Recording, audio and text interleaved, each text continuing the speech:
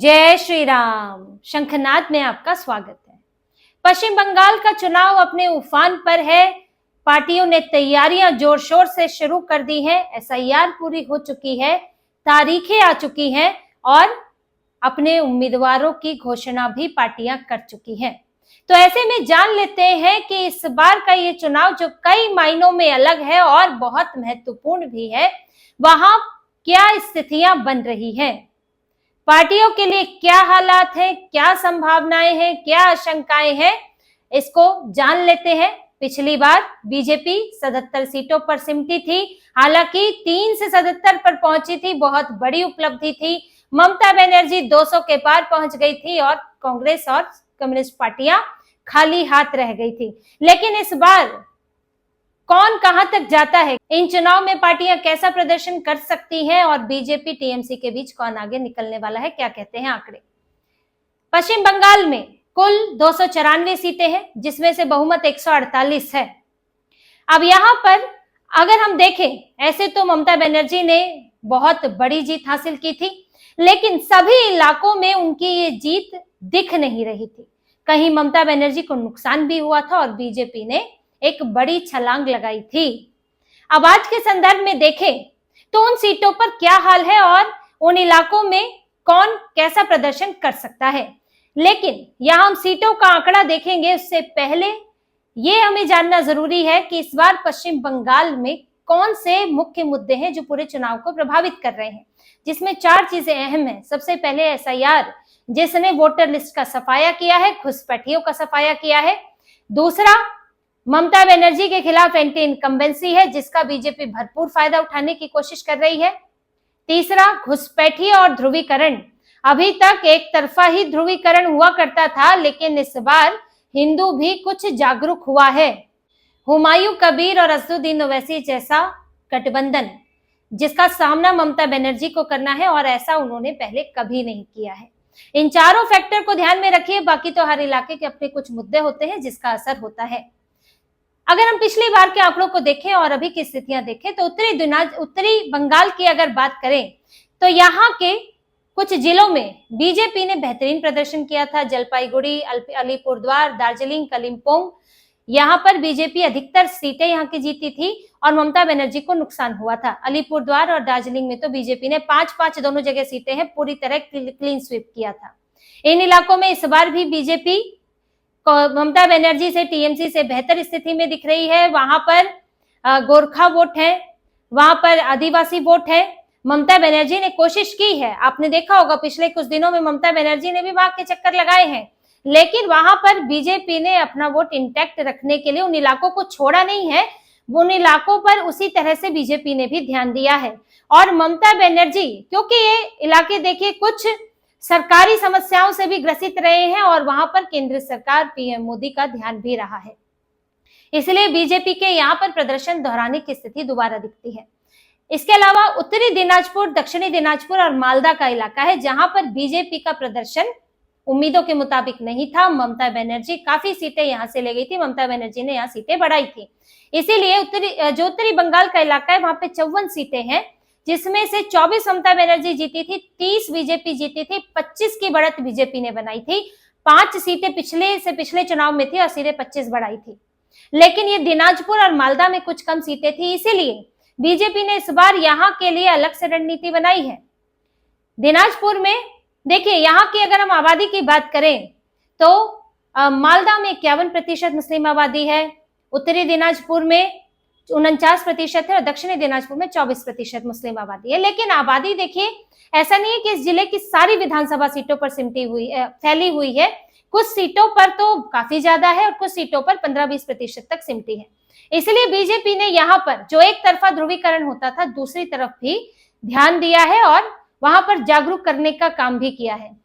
BJP ने जैसे कि उत्तरी दिनाजपुर के कालियागंज से उत्पल महाराज को टिकट दिया, जो कि सेवा आश्रम संघ से जुड़े हुए हैं और काफी लोकप्रिय हैं उधर। यहां से परिवर्तन रैलियां निकाली है। बीजेपी के नितिन नवीन जो हैं वो खासतौर पर इन इलाकों पर ध्यान दे रहे हैं। ये इलाके की जिम्मेदारी भी है और परिवर्तन रैलियों में भी शामिल हुए हैं।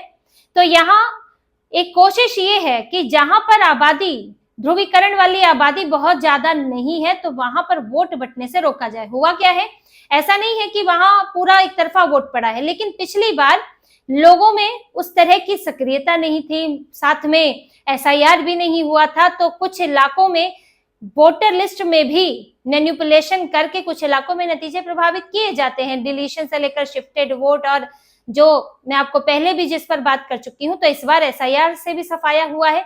तो इन इलाकों को देखते हुए ममता बनर्जी की एंटी इनकम्बेंसी भी इसमें है, तो यहाँ पर ममता बनर्जी 10-15 सीटें यहाँ से खो सकती हैं, जिसका फायदा बीजेपी को मिल सकता है, जो इसके ओवरऑल टैली को बढ़ा सकता है।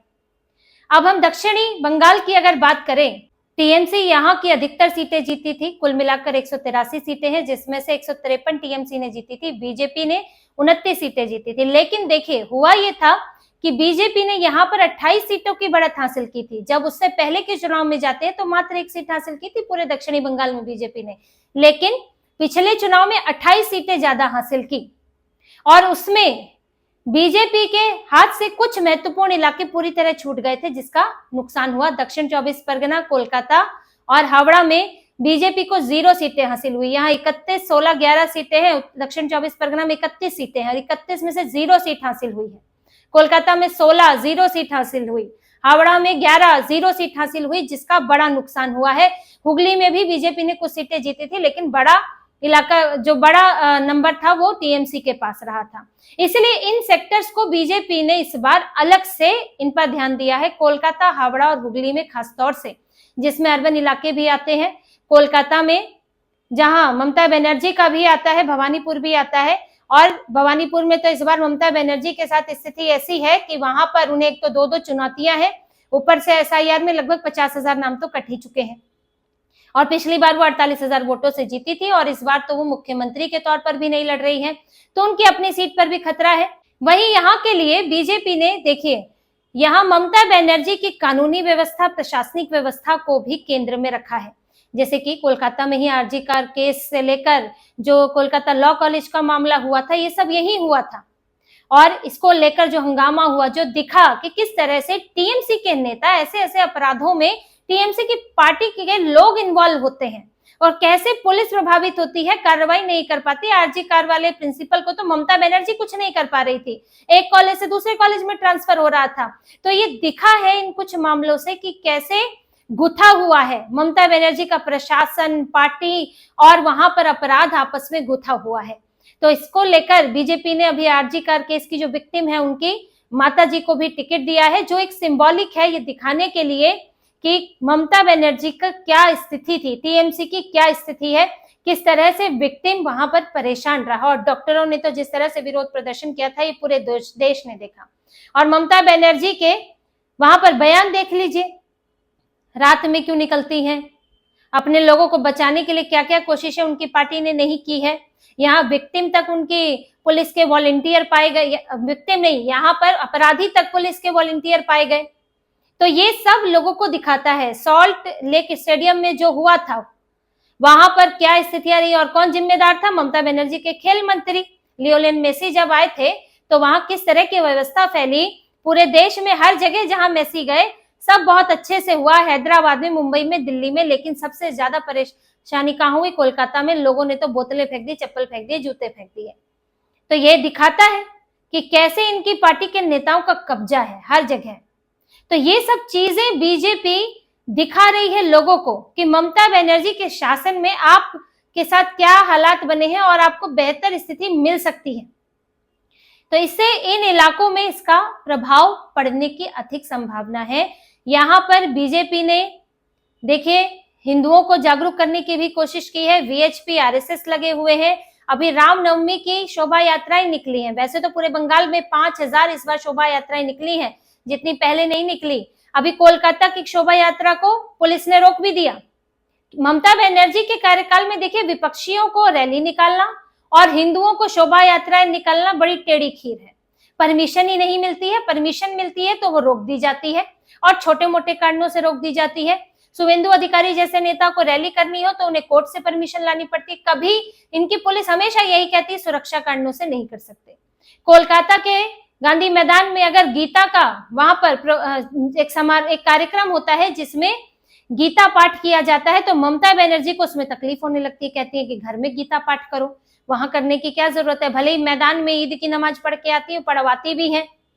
तो ये ममता बनर्जी के ये अंतर, उनकी क्या उनकी राजनीति है, कैसे उन्होंने अभी नवरात्रि में कैंपेन कहाँ किया, ईद से शुरू किया, उसके बाद वो एक चर्च में गई, शुभेंदु अधिकारी कालीघाट से उन्होंने शुरू किया। तो ये कौन किस तरफ जा रहा है ये दिख रहा है। तो इन इलाकों में इस बार बीजेपी ने ये ध्यान दिया है।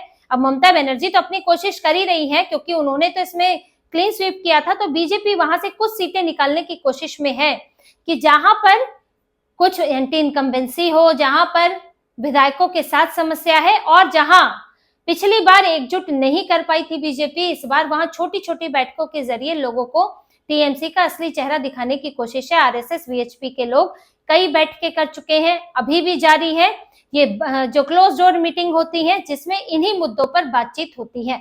तो यहाँ इस बार क्लीन स्वीप करना थोड़ा मुश्किल लग रहा है ममता बनर्जी का, और उन्हें यहाँ से कुछ सीटों का नुकसान हो सकता है। अब यहाँ इसी की ही दक्षिणी बंगाल की मुर्शिदाबाद, नादिया, उत्तर 24 परगना की बात करें, और मुर्शिदाबाद तो खासतौर से 22 यहाँ पर विधानसभाएं हैं, जिसमें ममता बनर्जी ने 20 जीती थी और 2 बीजेपी के खाते में गई थी। लेकिन यहाँ ममता बनर्जी के साथ जो फैक्टर है वो है एसआईआर और हुमायूं कबीर और असदुद्दीन ओवैसी।